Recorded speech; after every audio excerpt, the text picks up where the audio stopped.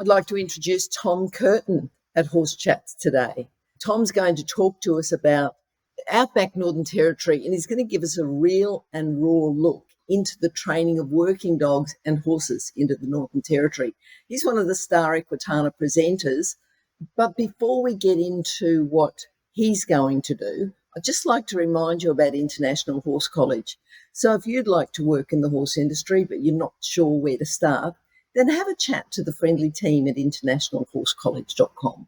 With the wide variety of horse courses from complete beginner to qualified professionals, and with students in over 20 countries, they can consider your individual requirements and guide you in the right direction. It could be recognition of RPL or recognition of prior learning or RPL, but simply go to internationalhorsecollege.com to start the conversation.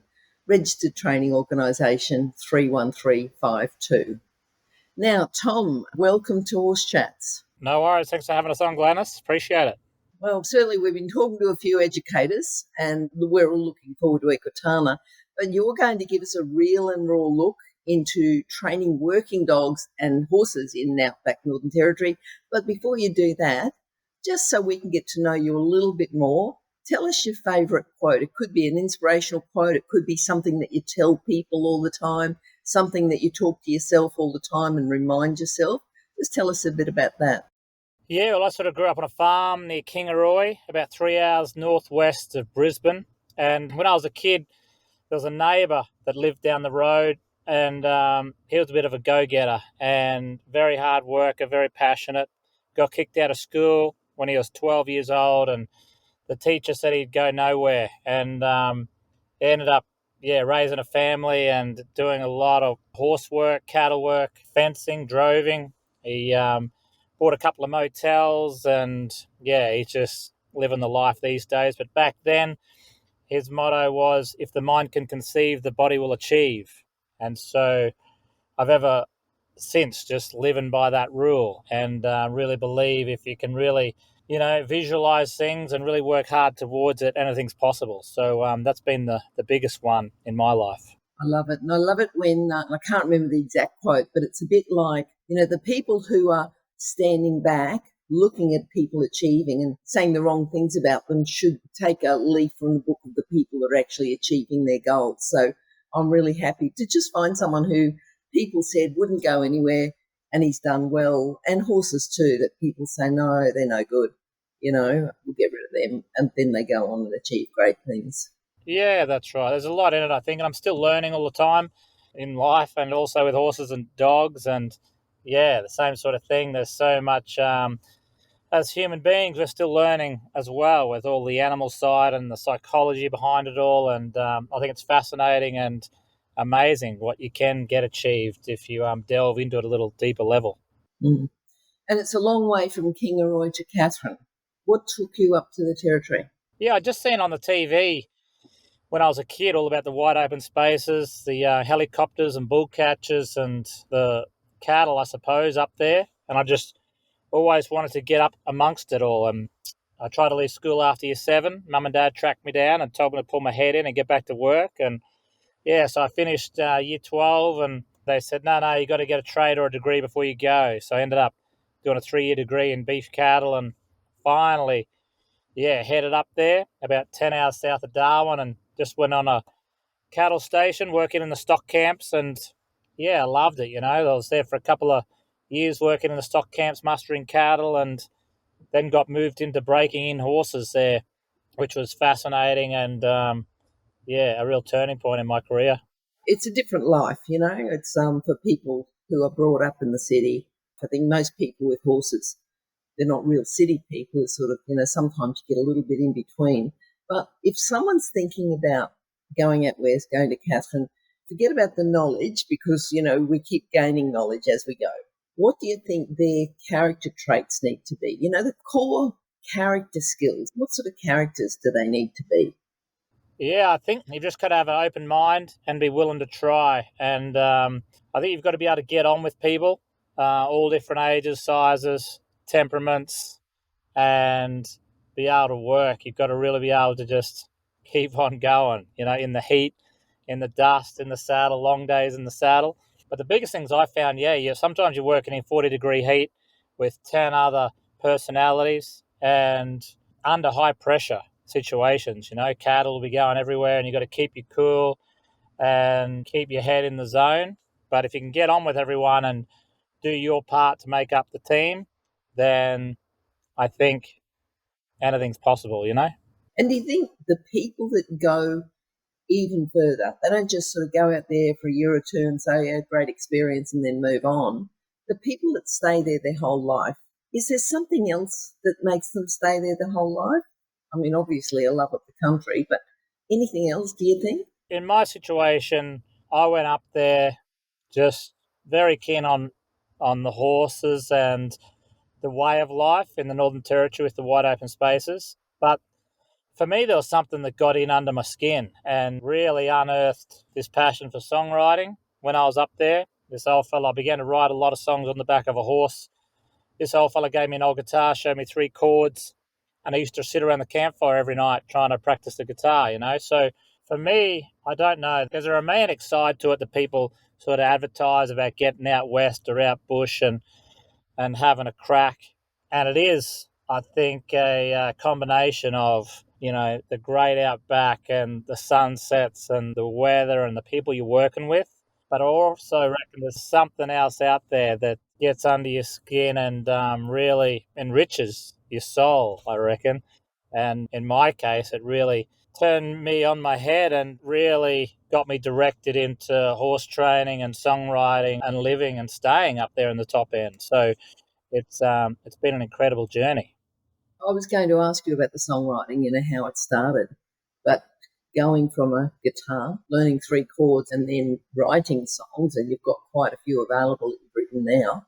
And if anyone's interested there, the best way that I've found is just if you go to YouTube and there's like a stack there and really good listening, particularly like for driving and things. So I urge people to go there. And those details as well will be on Horse Chats. And you just need to search for the name horsechats.com and you'll get them.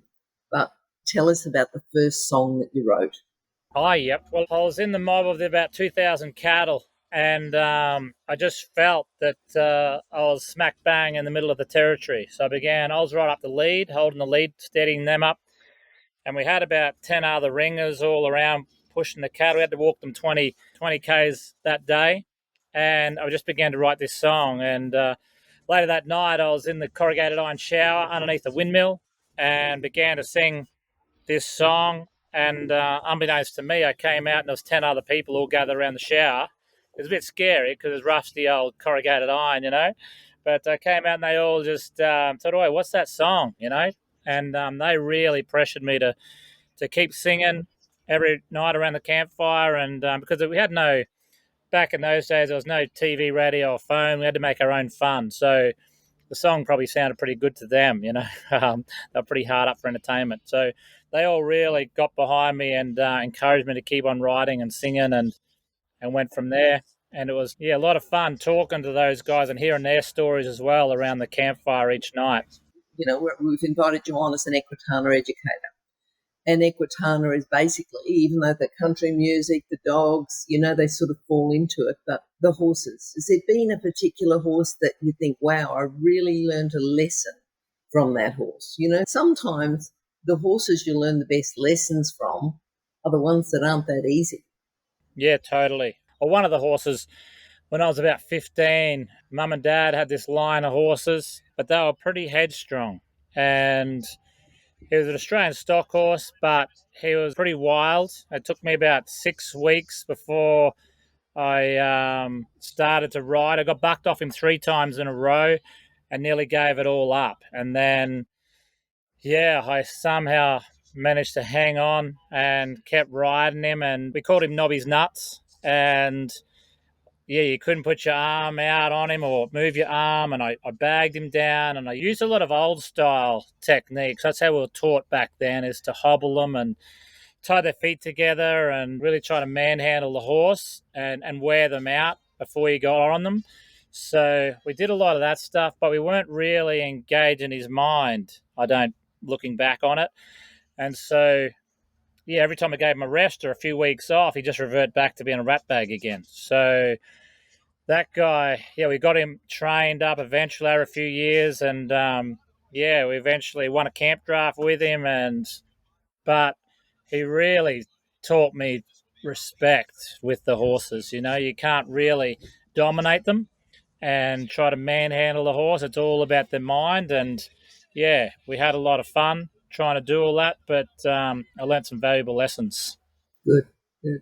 And then from there, how'd you get interested in doing trips with horses? Yeah, good question. Really, I went to the Northern Territory, and then got moved in from mustering cattle, and then got moved into breaking in horses, and then we got moved into doing a bit. You know, about 10 years ago, started a bit of an outback show and working. I suppose it wasn't really tricks or anything like that with horses. It was just more about when I went out contract horse breaking. I had to do 10 or 12 horses in 3 weeks, and again, instead of trying to manhandle them, we sort of is more like, I suppose, getting bucked off all the time, you know. So I started analysing the heck out of the horse's ears, the way they carried themselves, the wrinkles above the nostril, how they carried their tail, and different personalities the horses had. So that then when you ran 10 horses in, you could then, within a couple of minutes, start identifying their personality, how they're going to react. And then we use different techniques on different horses to fast track the process. So some horses would be, you'd be using a different template. And then other horses, you go, oh, look, this guy is more higher up in the hierarchy. So we have to be a little bit careful about these areas. And then, yeah, but the angle of the ears were the biggest thing for me on each horse, and the color in their eye, the redness, the, you know, if they're angry or frightened, just all those little things. And I'm still learning, but it's just fast track the whole process of horse training, but then also making sure you're giving them the right time out so they can absorb the lesson as well. I'm sure having an open mind, you're saying, well, I'm still learning, but the actual time you have with the horses on a day to day basis, I'm sure that's got a lot to do with it, rather than just going out and spending an hour with the horse and, you know, going back or doing something else. How many hours a day do you think you spend if you've got 15 horses to do? Yeah, that's right. It's we do big days, so we normally get up at 3, start 3:34. But exactly right. It's a quality of time that is spent too. When I first started, I was always rushing and trying to get through all these horses. So I'd used to work about 40 minutes, 45 minutes per horse as a breaker. But then over the years, I started to just slow down a bit. And I just found that in the 45 minutes, instead of rushing and trying to get all this work done, if I just slowed the lesson down a little bit more so the horse could absorb different things and get the horse to relax a little bit more, that's just become a crucial part of it. So I've found that a lot of horses, genetically, they're just bred to, over the years, generations, to escape lions and tigers and predators and things like that. So they're very under pressure, highly strung. But then we need to be able to get them from up there in that elevated state to relax more quickly. So if I can help that horse find a pathway from right up here in the elevated state down and relax, then we can get that horse's thinking mind again to get back in the game and start absorbing a lesson rather than be always just worried the whole time. Especially these horses, some of them have been 4 and 5 year old unhandled, and we're trying to achieve different tasks with them in each lesson. But the next day, they're not really taking that next step forward because they're still panicking. So I think the amount of time you spend with them has been crucial, and it all varies on different horses. Since you've been doing that sort of work, is there a horse that you've been particularly proud of? Or a moment, not even a horse, but a moment, might have been with a couple of horses, might have been with one special horse, but just something you can look back and say, I really achieved that. I'm really proud with what I've done there. Yeah. We got one horse was one called Legend. He was Australian stock horse by Conman. I found out he's breeding. He was 5 year old when I got him. He kept bucking people off. And I do get a lot of horses that people don't like or get along with. So I get them pretty cheap. And yeah, I got this one down there, the Murrinjai track, about 4 hours south of Katherine. And yeah, sure enough, I got on him. He kept on rearing up, and he tried to run me into the rails of the yard. So you had to be very careful of your knees and your legs. But yeah, I just started lying him down, and eventually used him in a lot of shows up there, teaching people, how we lay the horse down. And I taught him to pick up my hat and roll out a swag and push a pram. And yeah, then we took him on tour. And yeah, he's been with me for the last 10 years and been in the Melbourne Convention Centre. He's walked the jetty at Bustleton over in WA. He's been to Sydney, Darwin Convention Centre. And yeah, he's just been a phenomenal horse. And still, he's won a few camp drafts with me, open camp drafts around I think it was the Diamond of the West over at Kununurra. These pink argyle diamond earrings. So I was going to pierce his ears, but I thought about it not. But he's just an amazing horse. And he passed away last year up in Katherine, about 20-year-old. So, yeah, just an awesome horse. And still just taught me that you manhandle or boss the horse around. You still got to work with their psychology and go with each individual. And he's just been a horse that just taught me a lot of valuable lessons. So thinking about where you are now, you've sort of learned your lessons, you've got an open mind, you've spent quite a bit of time with the horses. We haven't even talked about the dogs yet, but, getting to where you are now as a Star Equitana educator and doing a tour. So your tour is like, I've had a look at the map and it's just everywhere. It's like every state on the mainland in Australia, you're doing a tour. So if people are listening and they might think, well, where am I going to get there? Just tell us that website again where your tour details are. Yeah, it's just tomcurtin.com.au, and it's called the Good Life Tour. And yeah, I think we do about 65 shows around the country every 6 months over the summer months.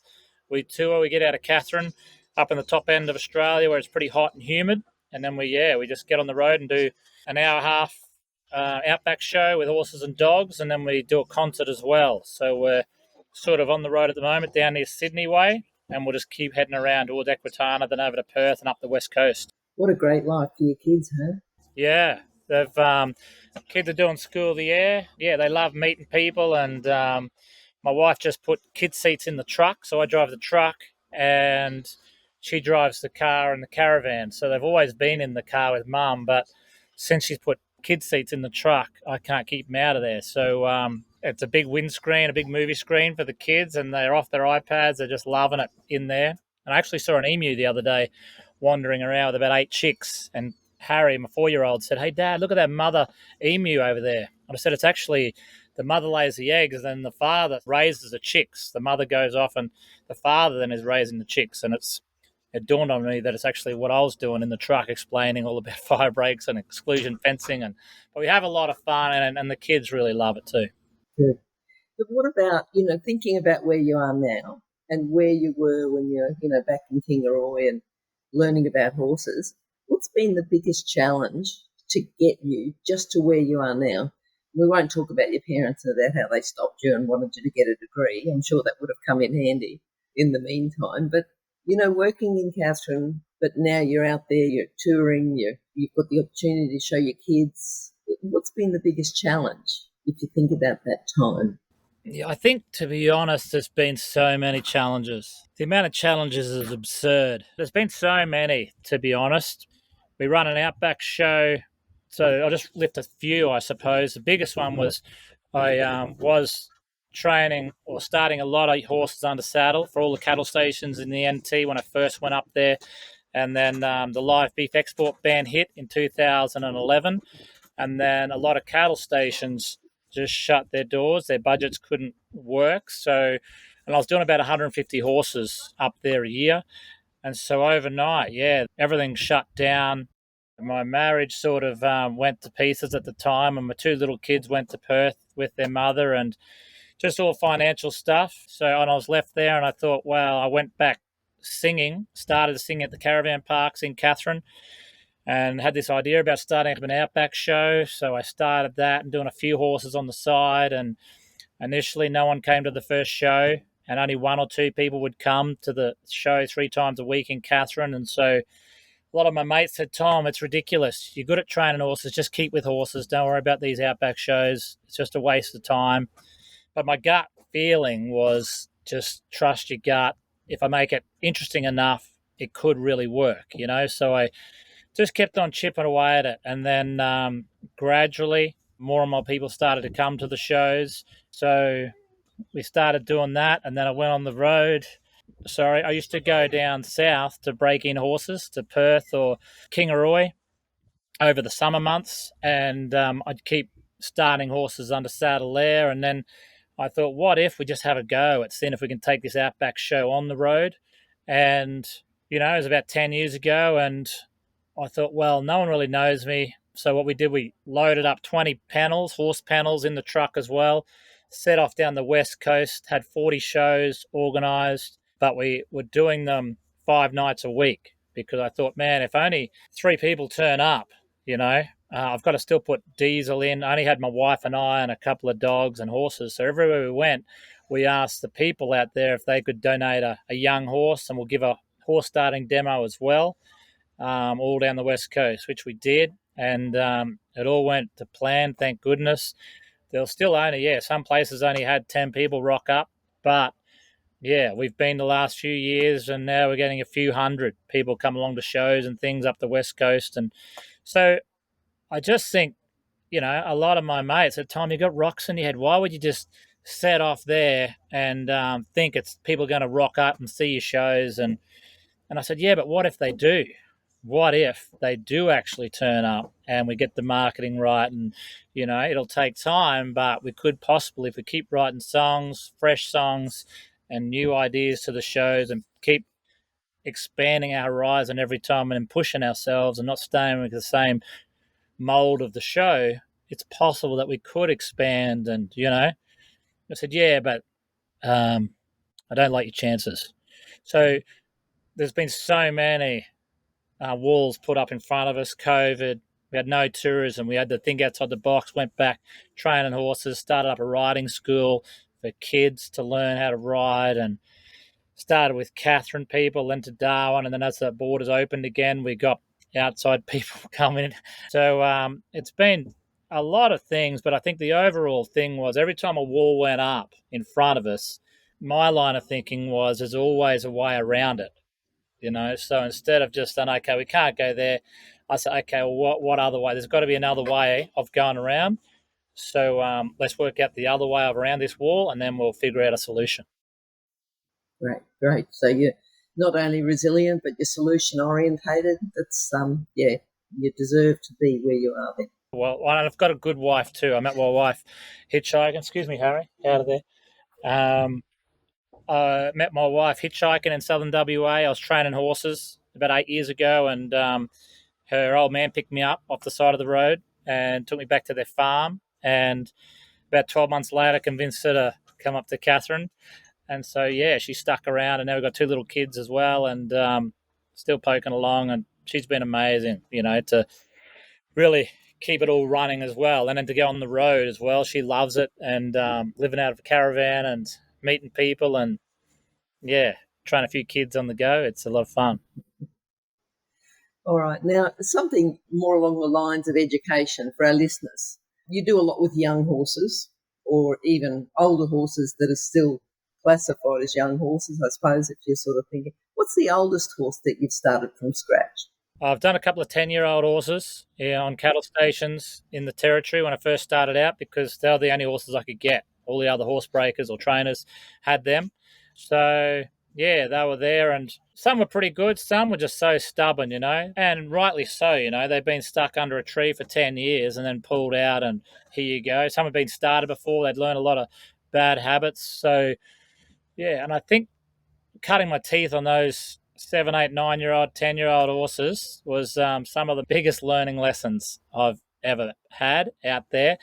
And been barked off and trapped under horses, fallen and trapped underneath me, or my leg under a horse, and 10 k's from the homestead. And if you let the horse go, it'd just take off, and you'd have to very delicately get yourself out from under there. And a lot of different things, but it just taught me a lot about just to be respectful towards the horse, and be aware of their age and where they're from, and have an understanding of, you just can't whack them through the mill and punch them out the other end and expect them to be this horse when they've had all this previous adventure themselves, So it's been a big learning curve. So thinking about, when I was saying young horses, horses up to 10 that haven't had any handling, what have you learned from other people, riders, trainers, handlers, when they handle these horses that you just think, I don't think you should be doing that.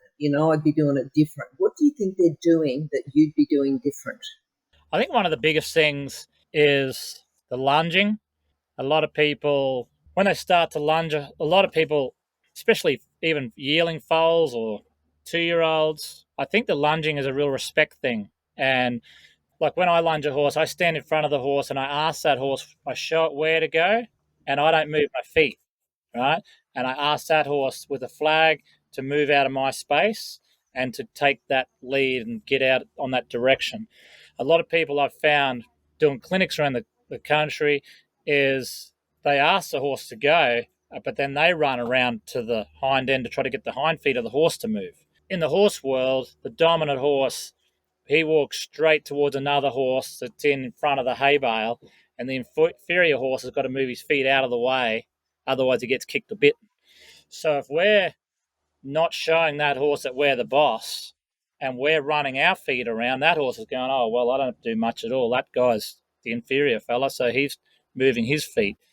So I think just out of respect, if we can teach that horse to move its feet to get out of our space, left, right, the back up, anything like that is the number one thing of, a respect and safety as well.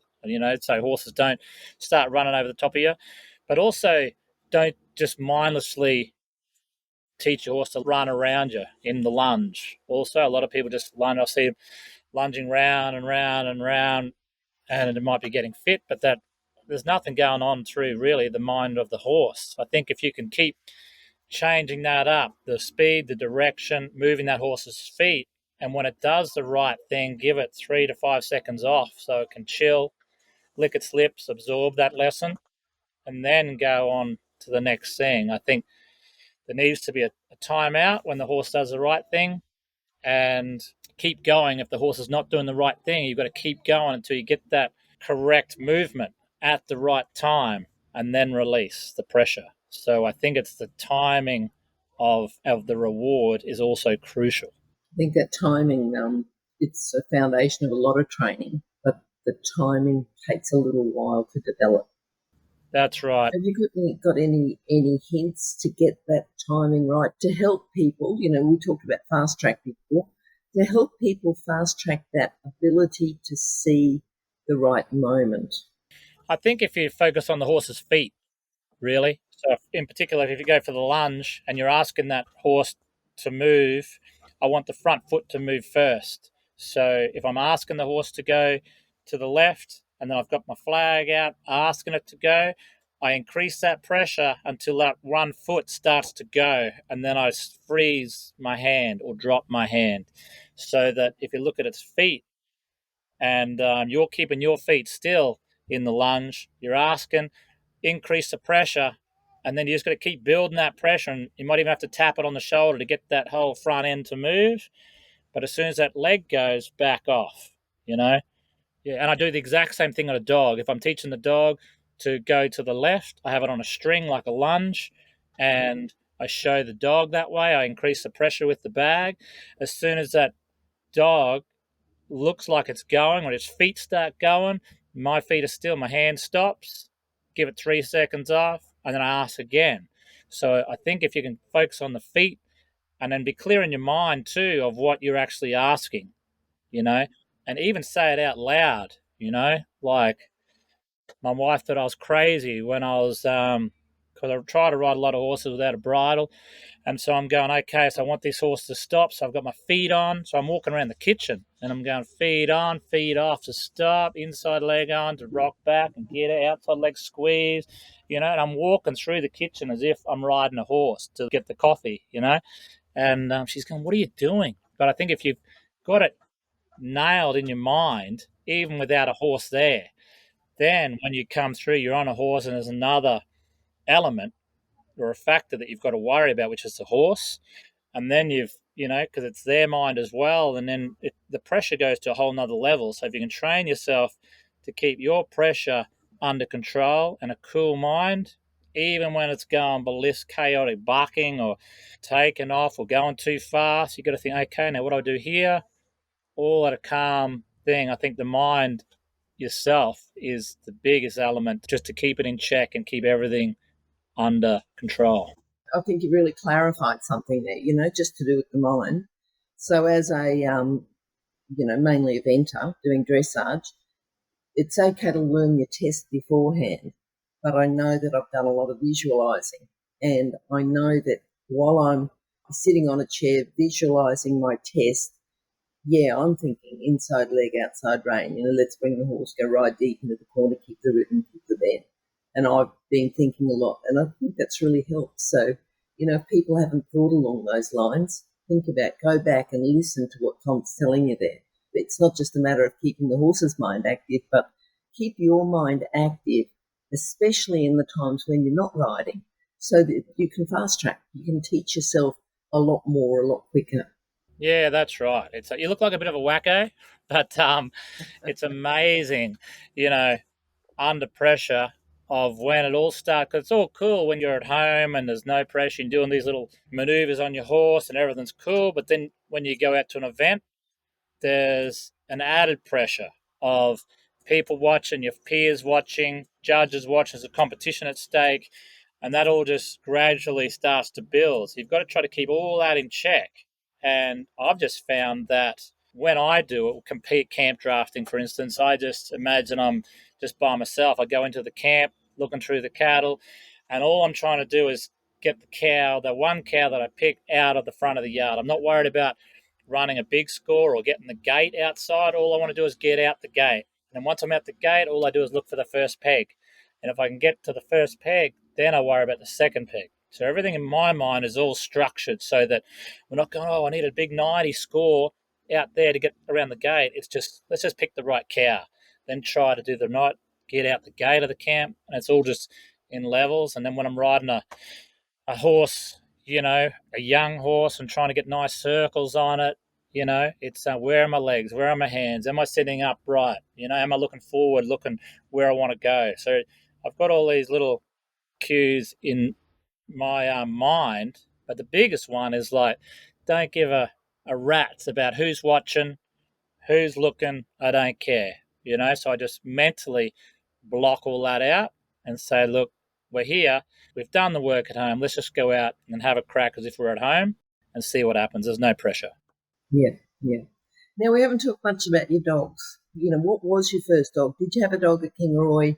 Did you first get the cattle dogs when you went to the territory? Tell us just a little bit about how you got so involved with the dogs. Yeah, well, basically, mum and dad only had blue heelers at home, which weren't really herding dogs. They were just yard dogs. They'd nip the heels of the cattle in the yards.